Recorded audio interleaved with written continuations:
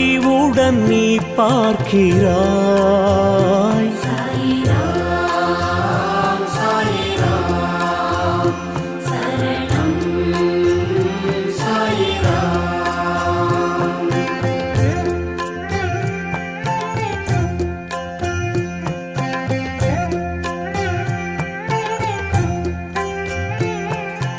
கண்களில் பாபா அருள் தரும் பாபா,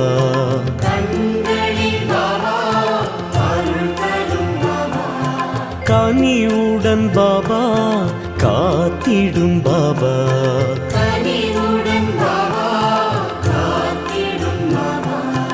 எமதுயிர் நீ அல்லவா,